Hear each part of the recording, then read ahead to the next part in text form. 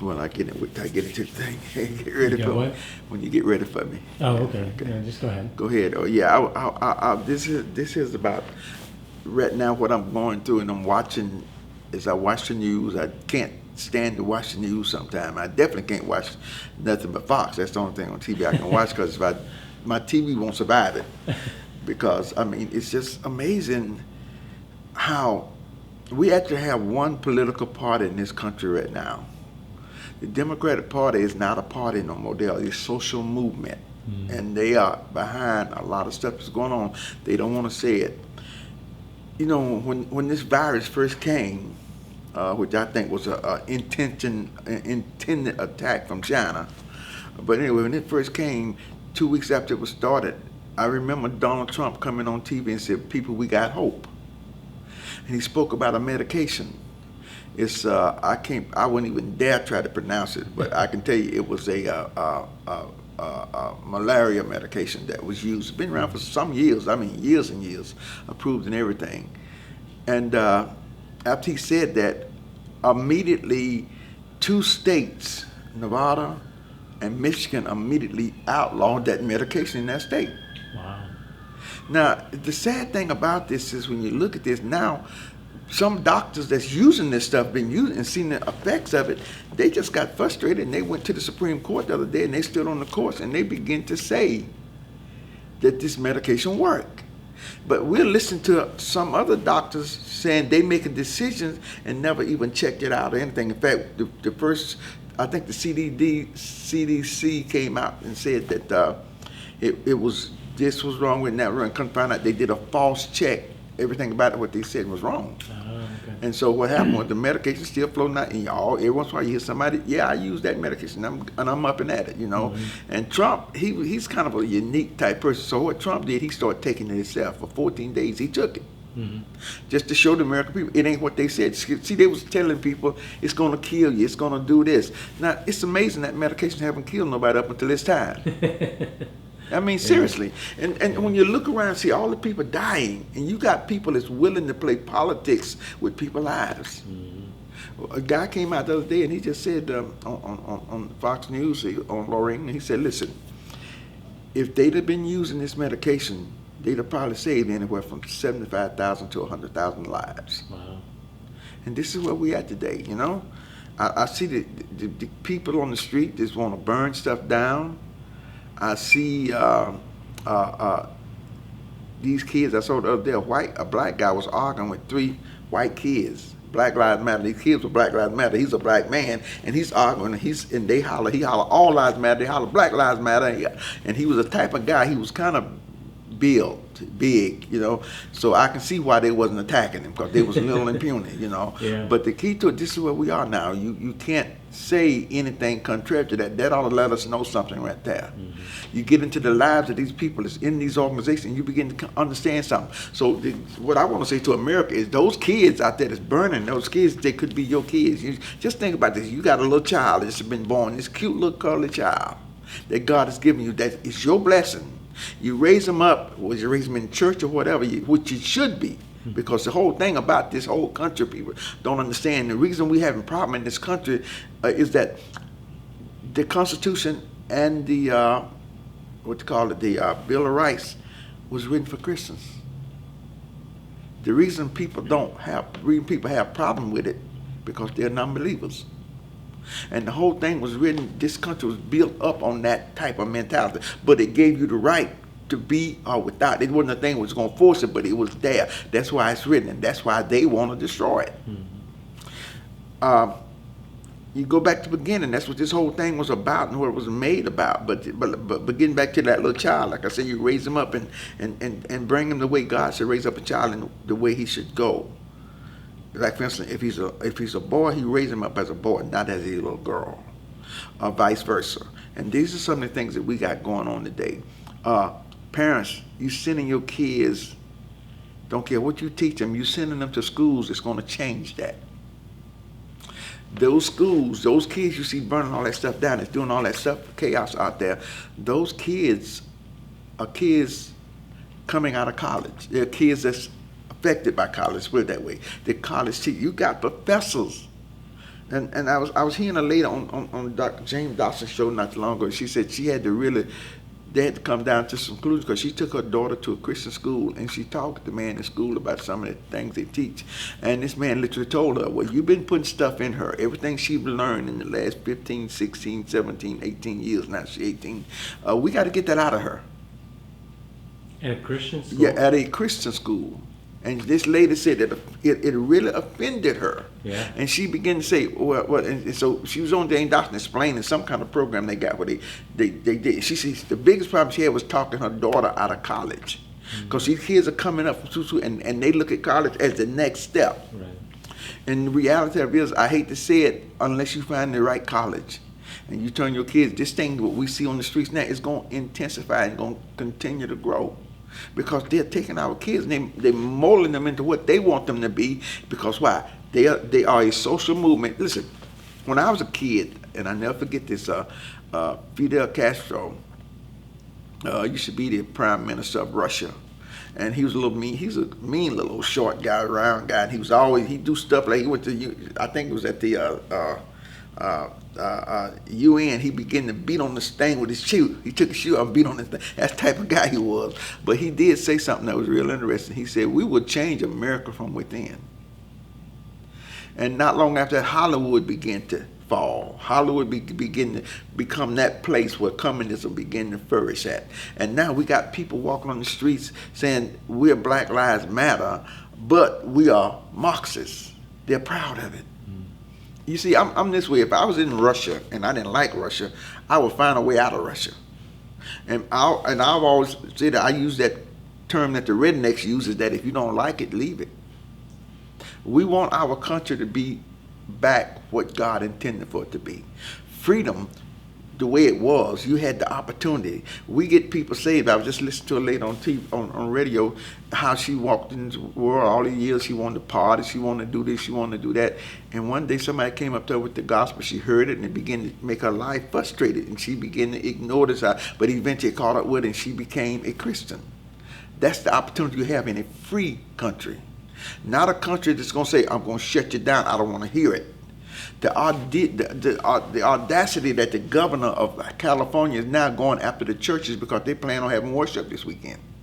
He can't shut the churches down. Now, he's not trying to shut the bars and all that stuff down, but he want to shut them down. Mm-hmm. It's time we look around and we begin to ask ourselves, what's wrong?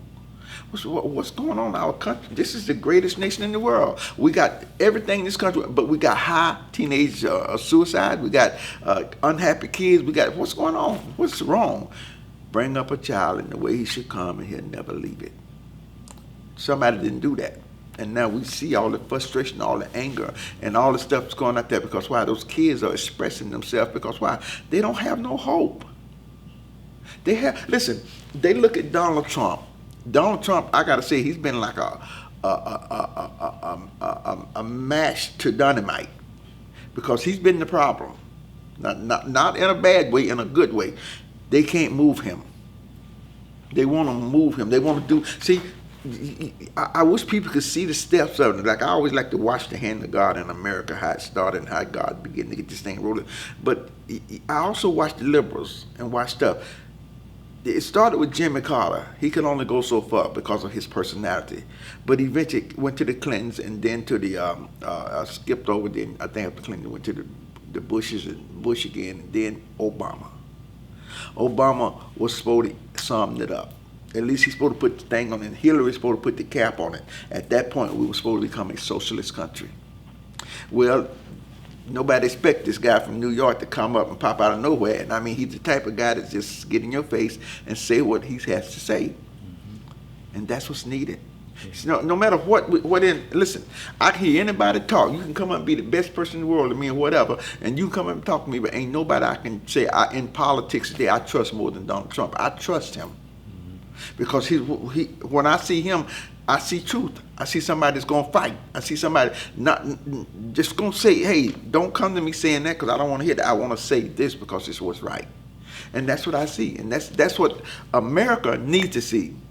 I had to talk with a black lady yesterday at the at the at one of the stores. I went to pick up a truck yesterday morning, so I had to wait. I had to drop a truck off, and so I had to wait. And I just talking to her, and the guy was talking about the medication. I said, "Yeah, I heard about the medication. This other stuff." She said, "That stuff ain't good. It's bad on your kidneys and stuff." I said, "Why is it bad on our kidneys now? Why wasn't it bad on our kidneys before this started?" She said, "I don't know about that, but I know that it's bad on our kidneys." She said, "Besides, if Donald Trump recognized it and recommended it, I'm not going to have anything to do with it."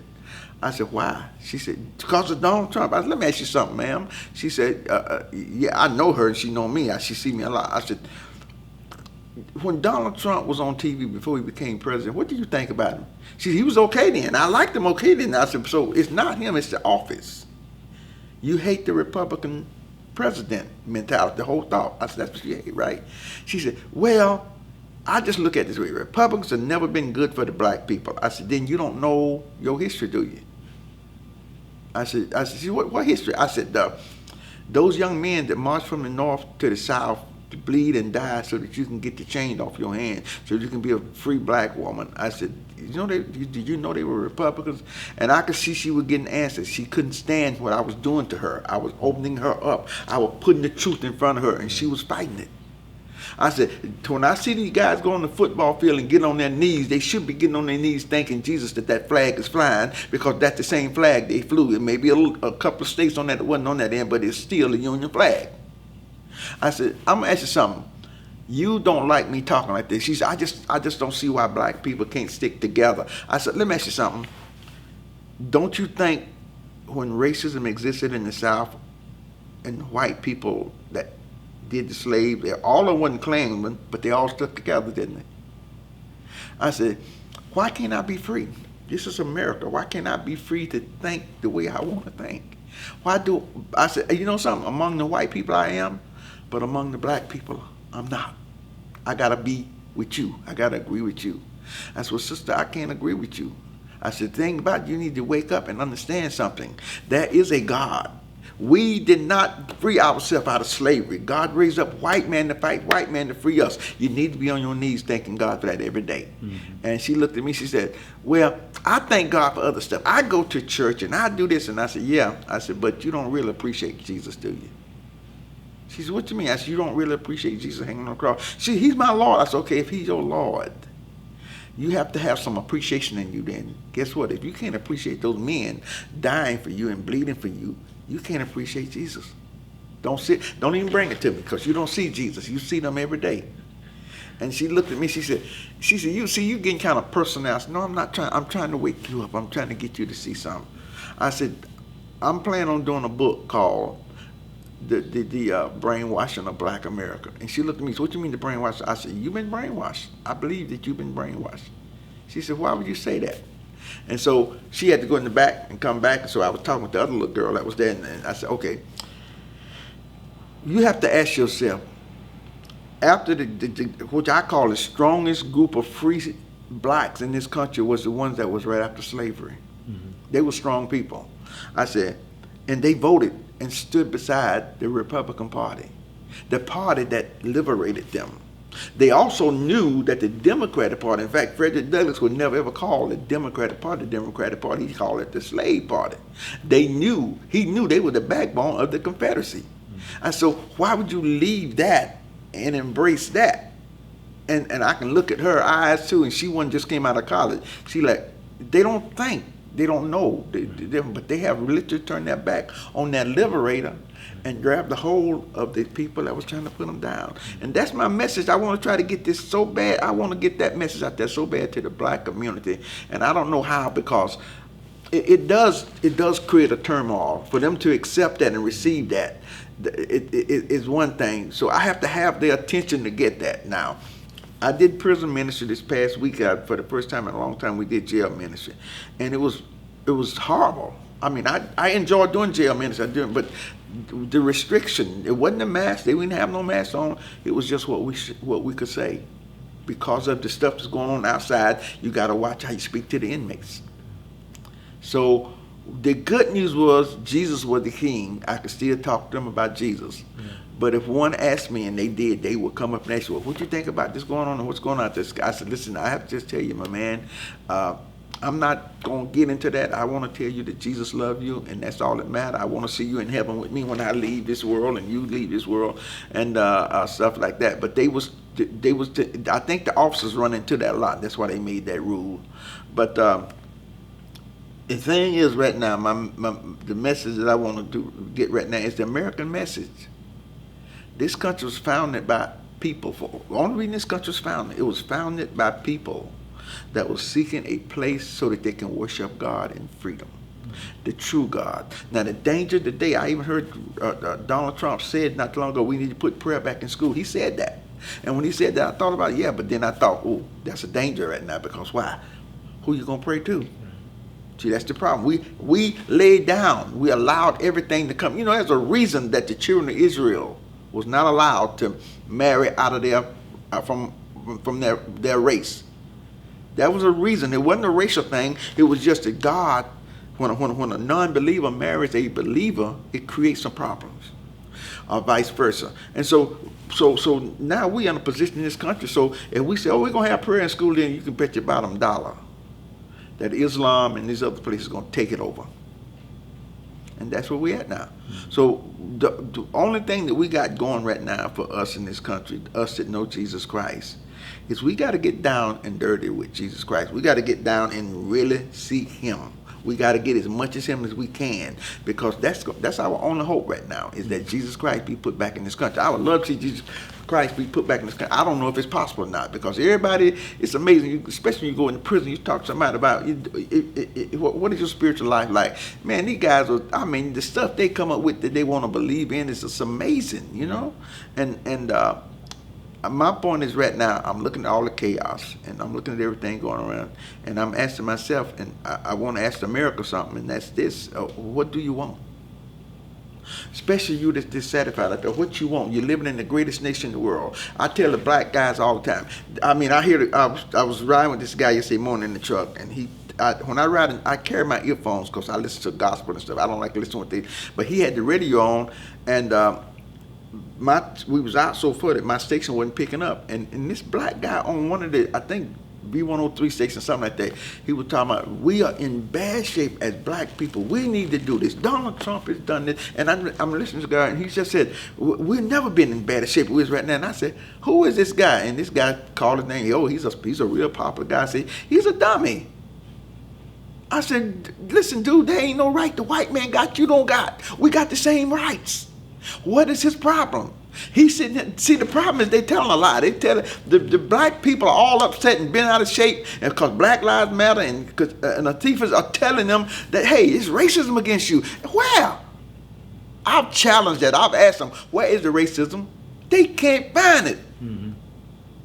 And this is what's making me so bent out of shape. It's like they just flat out lying and getting people stirred up for nothing. Listen, I'm not saying there's not racism, but listen, I have this thing, I hear them say there's two major things on this: white guilt and white privilege.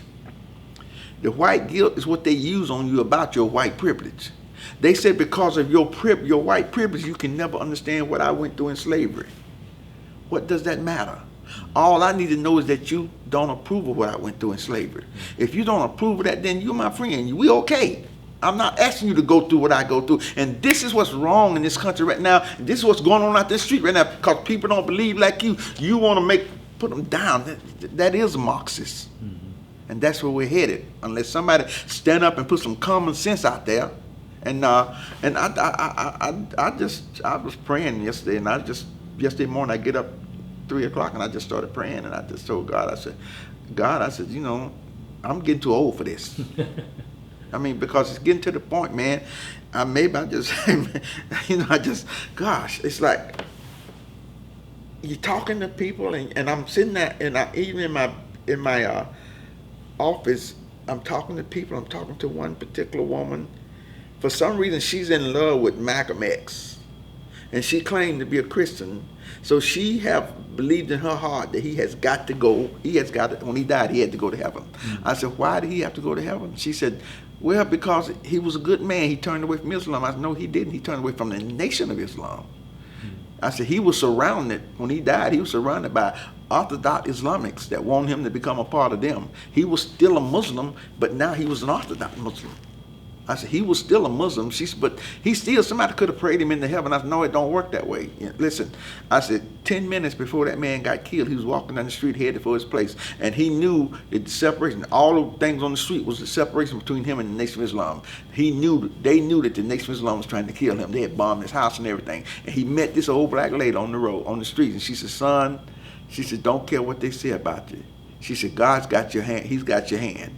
And the day that you realize this, that Jesus Christ is waiting for you to make that decision. And man, that turned him off. That he frowned up and turned away from that lady. He didn't want to have no part of that.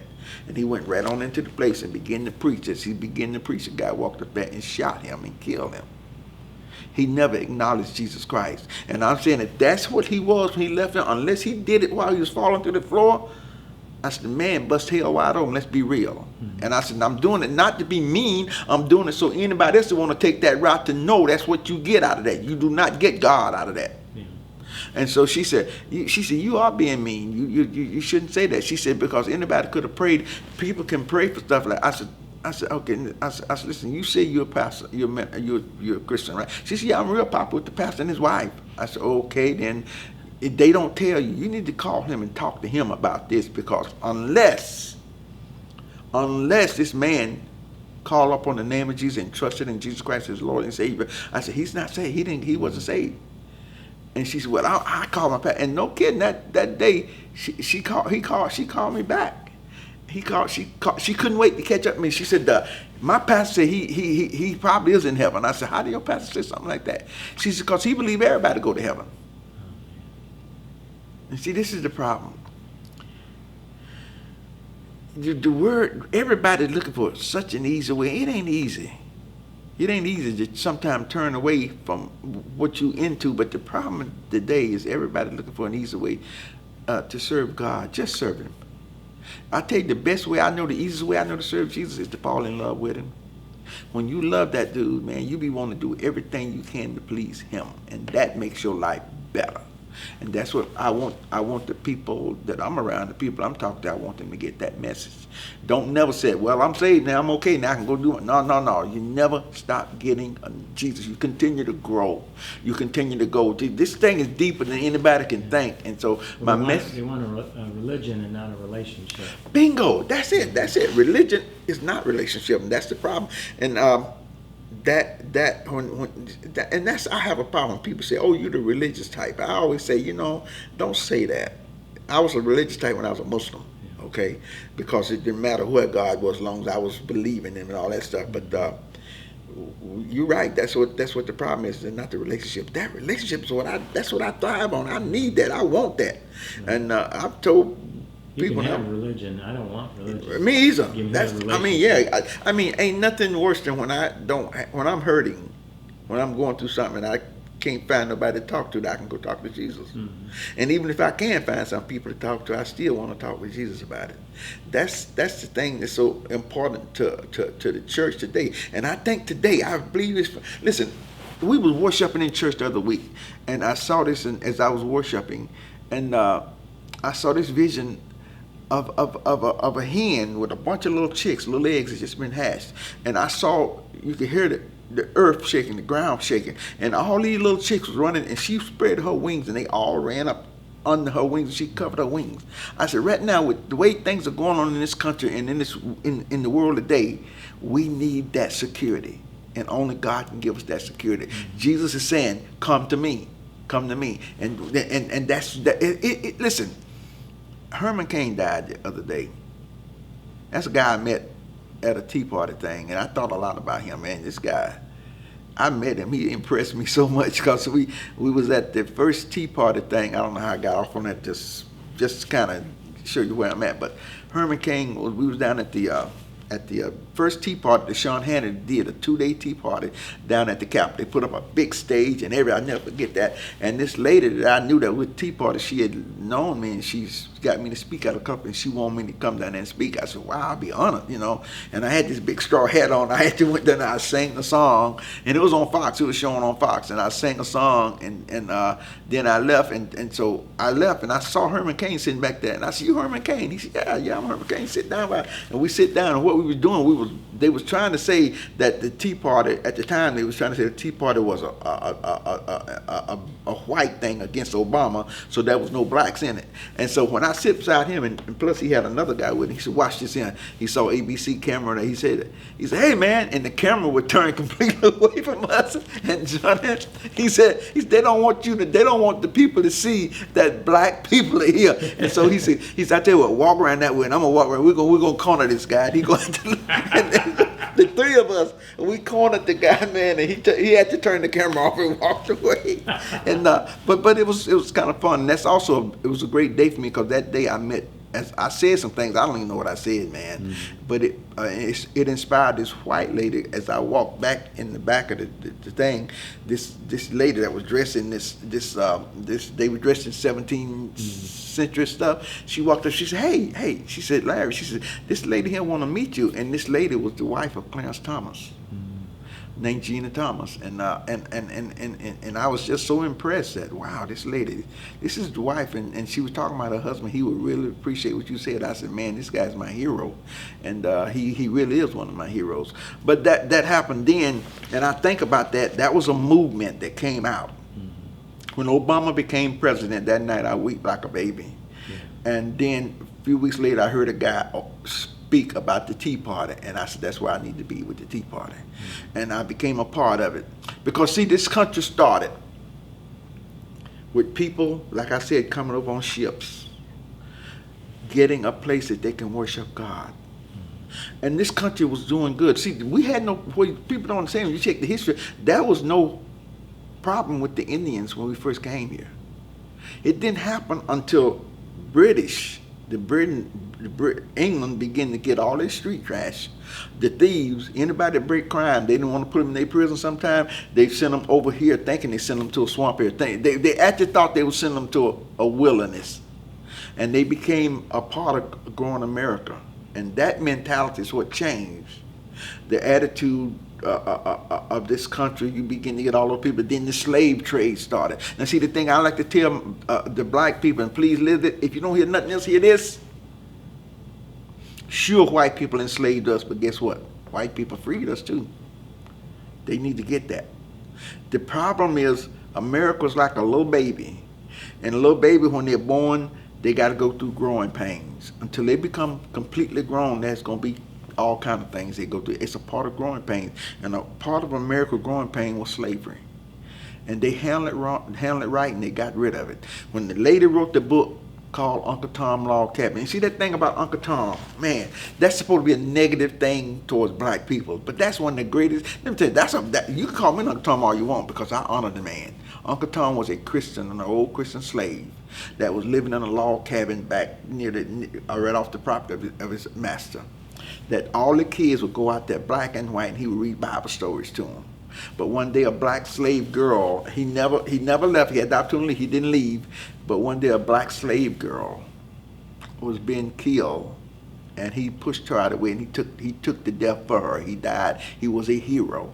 And they don't say that, but the problem about it, what they use, that he was a submissive type person. He was submissive, but he was submissive for Christ, and that's what they don't get. But anyway, when she wrote the book about the story of Uncle Tom Log Cabin, the Northerners read that book and it fired them up. Now you gotta understand, these are Christian people. They read the book about what slavery was really like, and they got fired up, and that increased the war. The war had to come, and when the war came, we became free. To fight a war like that, and I really believe this. I believe people like Abraham Lincoln, people like Martin Luther King, that overcome such spiritual evil, I think it's kind of hard to live after that. Yeah. Because the devil is bringing everything at us. But we're at a point right now in this country that's been so founded by God, the greatest country on earth. We're still the greatest country on earth. We have a great president that's trying to help us here. Without him, we would be in trouble. We need to, if you're a Christian, I'm calling you for prayer. It's time that that Christians begin to pray and reach out to God. Make it not a one-day thing. Make it a part of your life. While you're in the car riding to work, speak to God. While you are washing dishes in the kitchen, speak to God. If you're working on the car, whatever you do, speak to God. Right now, God's people need to speak to God.